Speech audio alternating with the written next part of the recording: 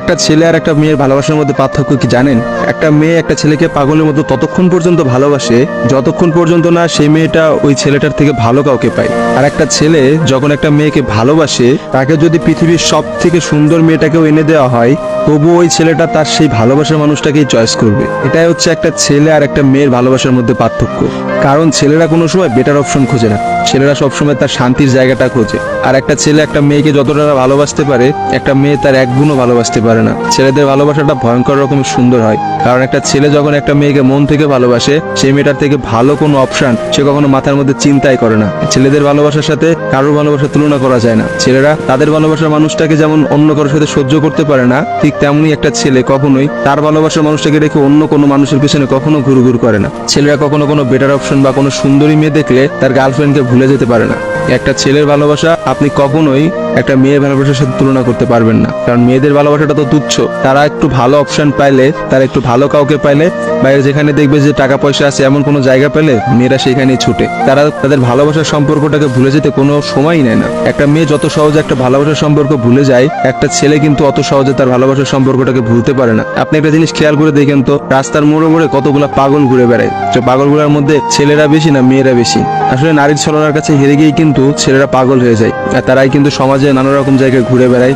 রাস্তাঘাটে দেখা যায়, বাজারে দেখা যায়, হাটে দেখা যায়, তাদের আসলে সব জায়গায় দেখা যায়। আর কয়টা মেয়েরা আপনি দেখছেন পাগল হইতে বলেন? ভালোবাসা বিচ্ছেদের পর একটা ছেলে নিজেকে কোনোভাবেই ঘুরিয়ে নিতে পারে না, অথচ একটা মেয়ে কিন্তু খুব সহজেই তার নিজেকে ঘুরিয়ে নিতে পারে। একটা মেয়ে কিন্তু নতুন একটা সংসারে যায়, নতুন মানুষকে পায় এবং সে সবকিছু ভুলে যেতে পারে।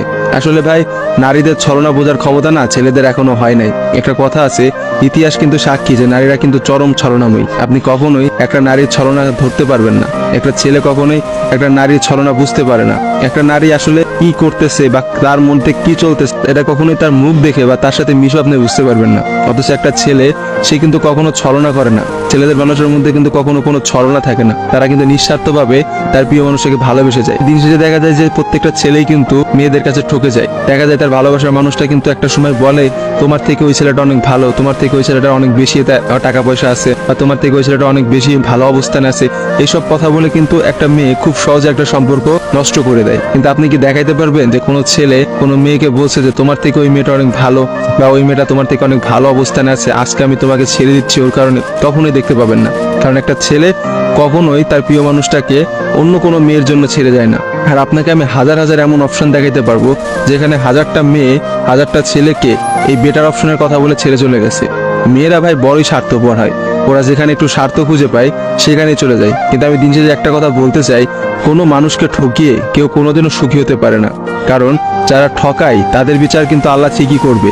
আজকে না হোক কালকে, কালকে না হোক কিছুদিন পরে বিচার আপনাকে পেতেই হবে। কারণ কাউকে ঠকায় কেউ কখনোই জিততে পারে না।